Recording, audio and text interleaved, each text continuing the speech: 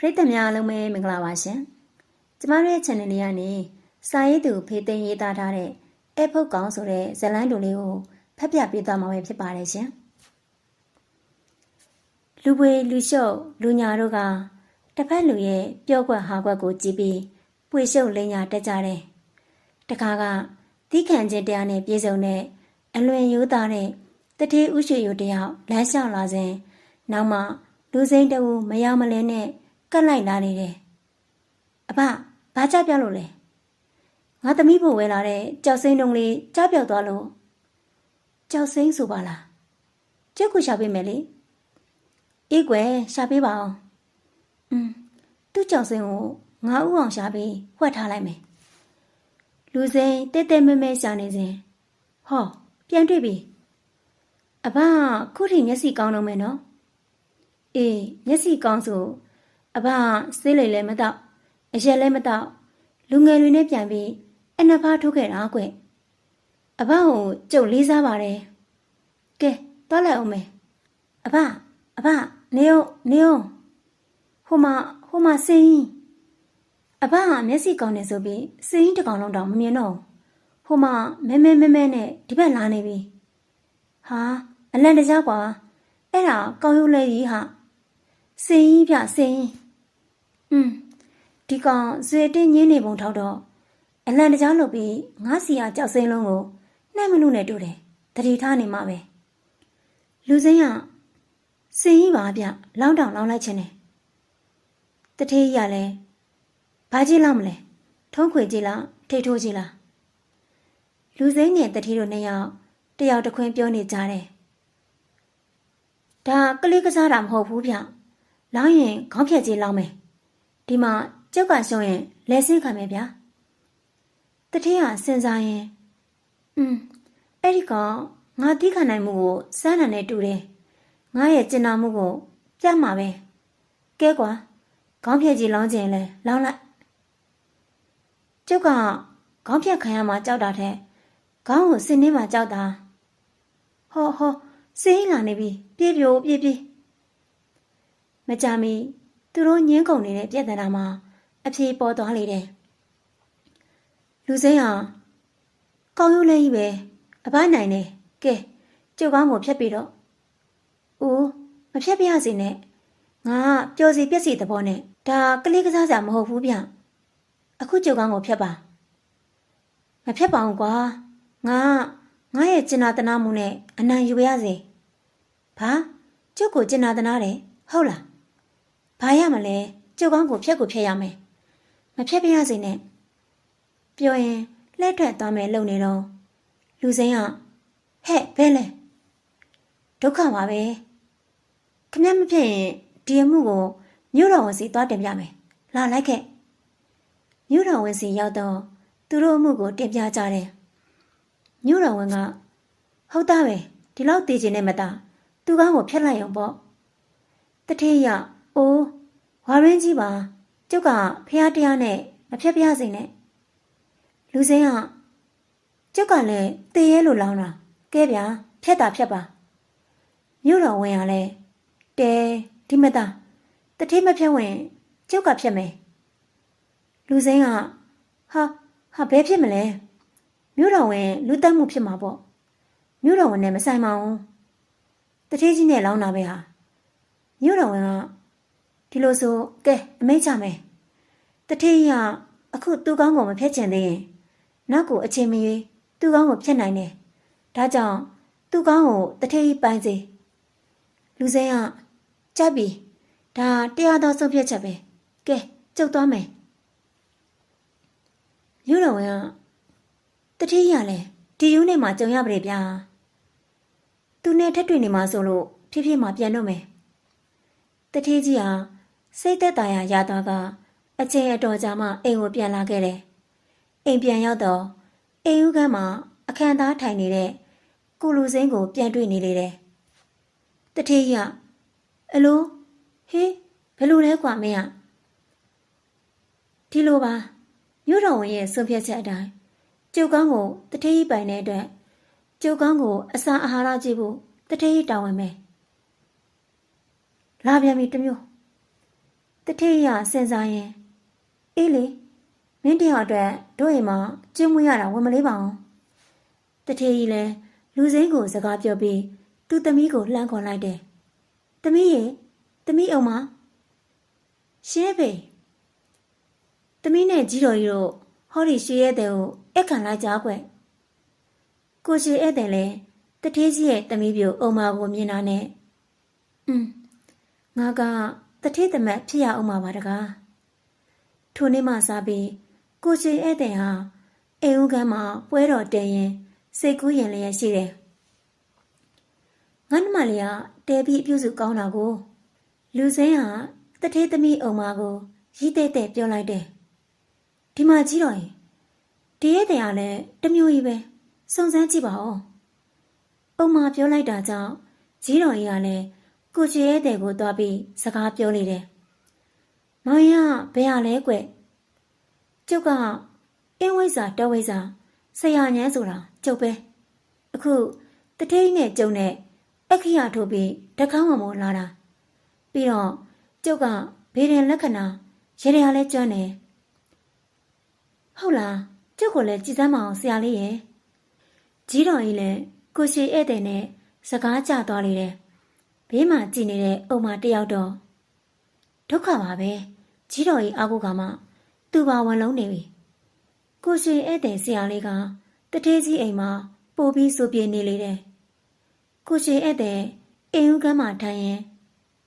ငါနှမမောင်ကြီးကိုရေပွေရေချမ်းကမ်းလာမအောင်ကွယ်ငါနှမကိုလက္ခဏာကြည့်ပေးမယ်နော်ဟင်လွတ်မောင်ကြီးကနှမလေးပေါ်တက်ကြလို့ပါကွယ်အိုးရှုပ်ရှုပ်ရှက်ရှက်အုံမတယောက်အတင်းယုံရင်ပြောဆိုရင်လှည့်ထွက်သွားလေတယ်သူ့အဖေတထေးကြီးကိုရွှေဧည့်သည်အကြောင်းတိုင်တော်ကန်ဖွင့်လေတယ်အဖေကိုရွှေဧည့်သည်ကြီးကလည်းသမီးကိုရည်တဲ့တဲ့နဲ့သူကဓက်ဆင်ရလို့အင်းဝိဇ္ဇာလို့နဲ့အဖေနဲ့ဘလို့တွေ့တာလဲတထေးကြီးကမပြောချင်နဲ့ပြောရမှာရှက်ပါရဲ့တထေးကြီးလည်းဖြစ်ပုံအလုံးစုံကိုသမီးအောင်မကိုပြောပြပြီးအေးသူကောင်းကိုအဖေပိုင်လို့အခုလိုအိမ်မော်တင်ကျွေးထားရတာပဲသမီးအောင်မလည်းတထေးစကားစုံချင်းဒီလိုဆိုသမီးဖြတ်မယ်တထေးကြီးလည်းသမီးအောင်မကိုလိုက်စင်ရင်ဟဲ့သမီးသူ့အသက်မတက်ကောင်းဘူးကွဖခင်တထေးကြီးပြောတာကြောင့်အောင်မလည်းခေါင်းဖြတ်ဖို့လက်လျှော့လိုက်ရလေတယ်အုံမဟာအိမ်ပေါ်ရောက်လာတဲ့ပြဿနာကိုဖြေရှင်းရန်အကြံထုတ်နေလေတယ်ဒီဖုတ်ကောင်ကြီးကိုဘလို့နှင်ထုတ်ရပါမလဲစဉ်းစားရင်အုံမတယောက်အိပ်ပျော်သွားတယ်တရေနူးတော့အကြံပေါ်တဲ့အကြံတသိန်းတန်လေပြီအုံမတယောက်အိတ်နေရင်အကြံရသွားတယ်ကြီးတော်ကြီးကိုအကူကြီးတောင်းလို့တော့မဖြစ်ဘူးသူ့ယောက်ျားစီမှာအကူကြီးတောင်းမှဖြစ်မယ်နက်နက်မိုးလေးနဲ့အခါမှာတော့ကြီးတော်ကြီးအဘရော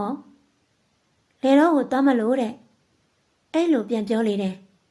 အုံမဟာဘာကြီးတောတဲ့မတော်မီပြေးလာပြီးအဘဟဲ့အုံမဘာလဲဟဲ့ဘာကြီးကပြန်မေးလေတယ်သူ့အကြံစီကို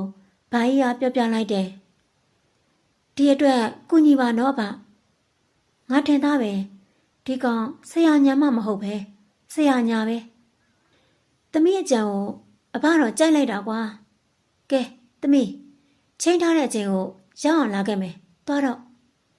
ကိုရှိဧည့်သည်ကအိမ်ဦးကမ်းမှာတထေးကြီးရဲ့ဝဲလဲတော်များနဲ့ခံညားထေဝါကရှိနေပြီးဒီနေ့တော့တထေးကြီးသမီးကိုစိတ်ခတ်ပြီးအပိုင်ကြံရမယ်လို့တွေးနေလေတယ်အုံမပြန်လာရာကိုရှိဧည့်သည်နဲ့ကြီးတော်ကြီးတို့အဖွဲကြနေတယ်ကျုပ်ဒီနေ့တက်ကြနေတယ်တိုင်သားလုံးလာကြဟောအုံမပြန်လာပြီဒီနေ့ဆရာလေးတက်ကြလို့တက်စီးနေတယ်အေးအုံမကခနဲ့ပြီးပြန်ပြောလိုက်တယ်တက်ကြလို့တက်စီးနေရင်ဘယ်တော့တက်လျှောမှာလဲကြီးတော်ကြီးကဟဲ့အုံမအဲ့လိုမပြောနဲ့လေပြောပါစေဟောဒီတက်ရီကလေးကသာအုံမကိုတိုက်လိုက်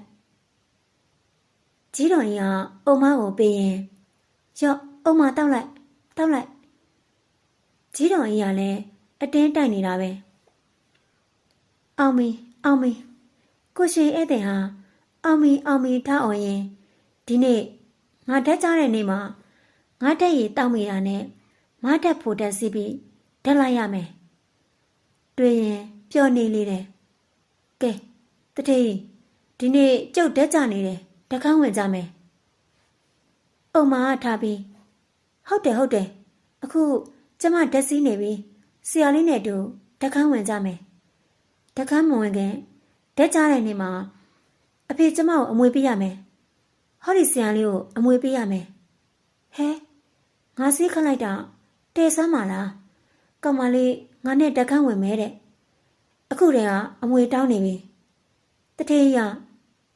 ငါသမီးလေးတော့စေးမိပြီထင်တယ်ဒုက္ခပါပဲစဉ်းစားပါအောင်သမီးရဲ့အဖေပစ္စည်းတွေကသမီးပစ္စည်းတွေကြီးပါပဲ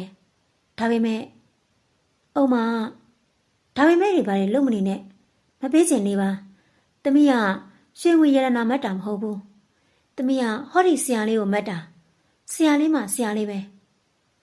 သမီးဒုက္ခပါပဲထိုအခိုင်လမ်းပေါ်ကအတန်ထပ်ပေါ်လာလေတယ်နှတောင်းဝယ်တယ်တဲ့အမေနှတောင်းရောင်းရမယ်ဟဲ့သမီးဘလို့ဖြစ်နေရလဲကွယ်လွန်သွားတဲ့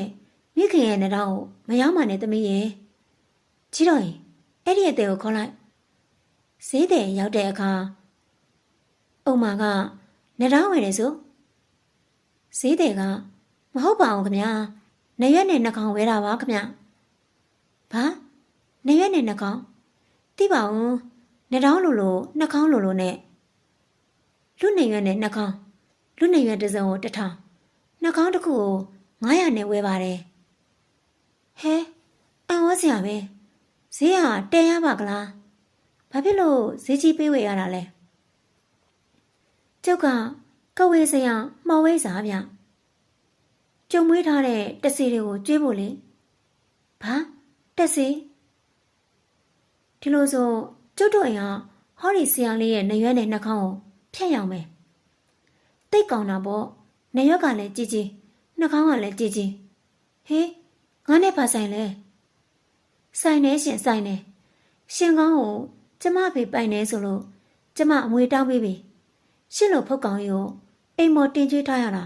ငွေကုန်တယ်အဲ့ဒါကြောင့်ဖြတ်ရောင်းရမယ်ငါနဲ့တတိဆိုင်တဲ့ကိစ္စမင်းကဘာလို့ကြောင်းဝင်ရှုပ်ရတာလဲရှင်ကောင်းတကောင်လုံးဟာကျမဖေပိုင်တဲ့ပစ္စည်းကျမအမွေဆိုင်နေလေဒီလိုဆိုတထိန်နဲ့ငါနဲ့ဂရိရှိတဲ့အတိုင်းငါးကောင်တကောင်လုံးကိုတထိန်ဖြတ်ပြီးတော့အဲ့လိုဆိုတာခေါင်းငုံပေးလိုက်တယ်ထွက်ခိုင်ဈေးတင်ကလည်းနောက်မှဆဲကမင်းကောင်းတစ်ခုလုံးမလိုချင်ဘူးနေရွက်နဲ့နှာခေါင်းသာငါမွေးထားတဲ့တစီတွေရဲ့ဓာတ်စာကွာငါတစီကလည်းဓာတ်ကြနေပြီအဲ့ဒီနေရွက်နဲ့နှာခေါင်းပြက်နေတဲ့လူကိုတစီဝင်ပုမှငါခိုင်းရင်လို့ခိုင်းရမယ်ခမရတို့မတရားမလုပ်ကြနဲ့အခုမျိုးတော်ဝင်စီသွားမယ်ဟေးမျိုးတော်ဝင်ကမင်းကောင်းကိုအပိုင်ပေးပြီးသားသွားစရာမလိုတော့ဘူးကွာရှာရှိတဲ့ကောင်ရှာပါဖြက်ကွာအုံမာကကြားဝင်ပြီးချုပ်ပေးစမ်းကျမကိုယ်တိုင်ဖြတ်မယ်ကြောက်ပါပြီဗျာကြောက်ပါပြီအော်ရင်ကိုရှင်ဧည့်သည်အိမ်ပေါ်မှာဆင်းပြေးလေတယ်တထေးကြီးတယ်သမီးကင်မပဲအဖေဒီဝစ်ချစ်တော့တယ်လို့သမီးတော်အားချီမွန်ကန်ဖွင့်လေတော့တယ်